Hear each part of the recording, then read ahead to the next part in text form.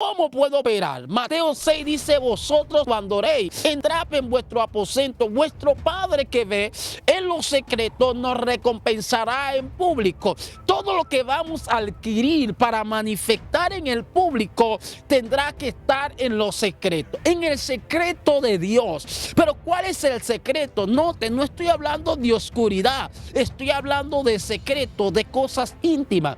Dios le dice a Jeremías, clama a mí y yo te enseñaré cosas grandes y ocultas, la cual tú no conoces. Todas las dimensiones sobrenaturales de Dios están ocultas. Pero ¿en qué lugar, ministro, está oculto? En el secreto. Si entramos en el secreto, comenzamos a tener intimidad con el Señor, es ahí donde Dios se nos es revelado. Y cuando Dios se nos es revelado, conocemos los misterios de Dios. Por eso Yeshua dice, yo no...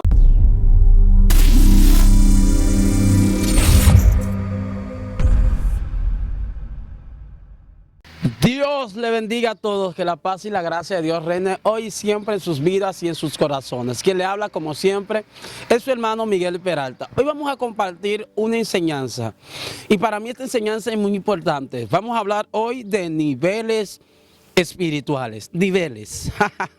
Esto es muy sorprendente. Vamos a ir a la palabra Mateo 14 a la altura del verso 25. Dice así. Mas a la cuarta vigilia de la noche Jesús vino a ellos andando sobre el mar. Y los discípulos viéndole andar sobre el mar se turbaron diciendo, un fantasma, y dieron voces de miedo. Me gusta hablar un poco acerca de niveles. ¿Por qué quiero hablar acerca de niveles? Porque todos queremos alcanzar ciertos niveles espirituales en nuestra vida como creyente. Como hijo de Dios queremos gravitar en ciertos tipos de manifestaciones, como el hablar en lengua, como el profetizar, como el ver milagros. Todos anhelamos llegar a ese nivel espiritual en nuestras vidas. Vemos personas que suben al monte a orar para que Dios haga ciertas manifestaciones, y eso está bien.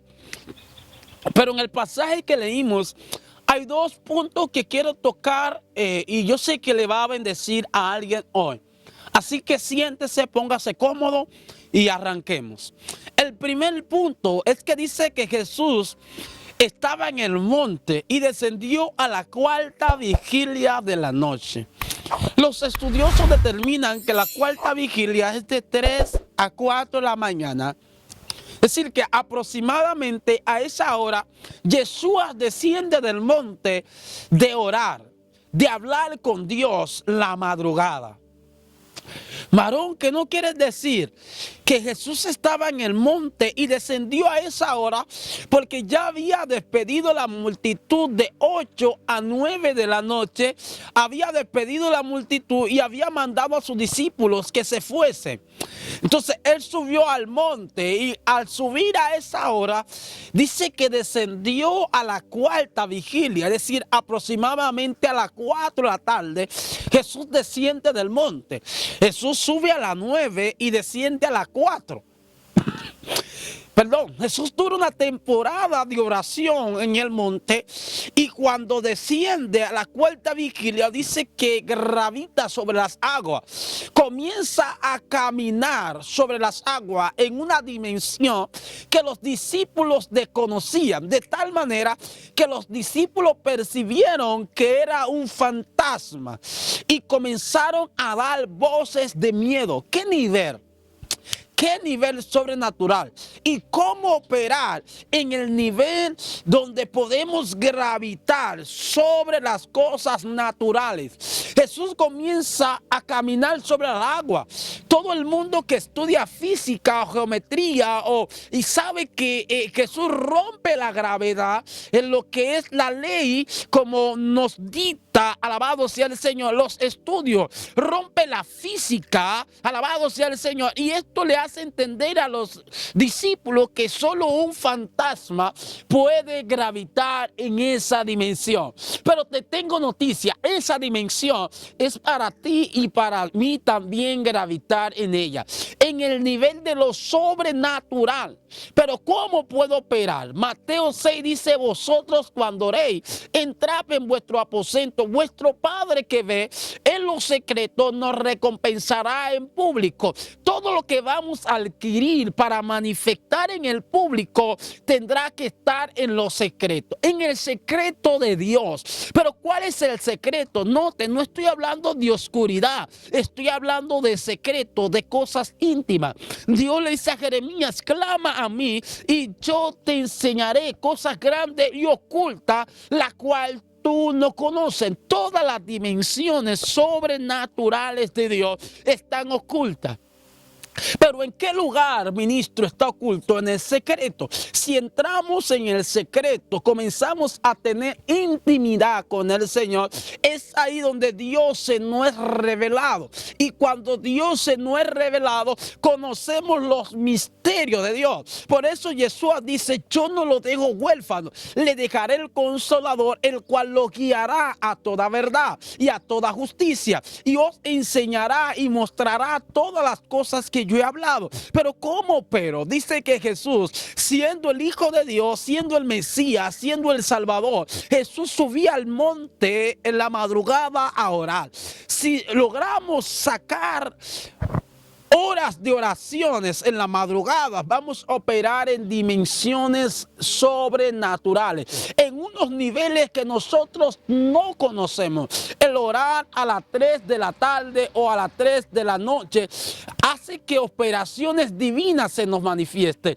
Dice que a la hora novena, que traducido es a las 3 de la tarde, Pablo, alabado sea el Señor, y Pedro y Juan, escúcheme, subían a orar al templo de la Hermosa, y todos sabemos lo que ese día aconteció en el templo, porque los hombres de Dios eran hombres de oración. Dice que Elías era un hombre sometido a pasiones, es decir, que Elías pecaba como usted y yo pecábamos. Elías miraba a una mujer como usted y yo lo miramos. Elías codiciaba como usted y yo codiciamos, pero dice que Elías oraba. El secreto de Elías estaba en la oración, y como Elías tenía una vida de oración, Elías dijo, vive Jehová en cuya presencia estoy, que no lloverá por mi palabra. Por eso usted va a notar que Elías sale huyendo de Jezabel, es por la operación que tenía Elías, una operación humana, pero Elías tenía una vida de oración, y esa vida de oración hizo que Elías gravitase arrasando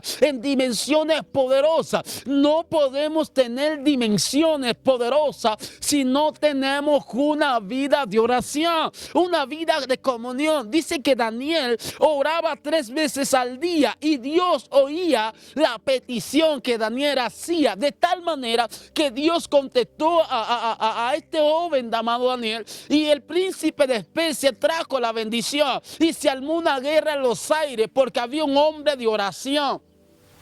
Le voy a soltar, Dios pelea a favor de las gentes de oración. Si no tienes una vida de oración, tu casa, tu familia, tus hijos van a vivir una ruina total. De la única manera donde tu casa va a ser fortalecida, tu ministerio va a ser fortalecido, tu llamado va a ser fortalecido, es si tienes una vida de intimidad, una vida de oración. Por eso Yeshua le dice en el monte de Getsemaní a los discípulos, estando con ellos aparte, no pueden velar conmigo 1 hora. Jesús no quería que los discípulos tuviesen milagros, ciencia, prodigio, sino que pudiesen estar de rodillas, conectados, hablando con Elohim 1 hora, hablando con Dios 1 hora, abrirá los cielos a nuestro favor. Y yo quiero empujar a alguien que nos ve de aquel lugar, que como Jesús descendió a la 4ª vigilia, como Juan y Pedro entraron a la hora novena, que usted comience a sacar, a tener una vida de oración. Y esto le preocupó a los discípulos en un tiempo. Dijeron, Señor, los discípulos de Juan ayunan y oran, pero ¿por qué nosotros no oramos? Enséñanos a orar. ¿Qué misterio había? Y Jesús comenzó a enseñarle a orar. Por eso en Hechos 3 usted va a ver que Jesús reprende a los discípulos cuando el espíritu de epilepsia ataca al muchacho. Dice, mira, esta generación no sale así.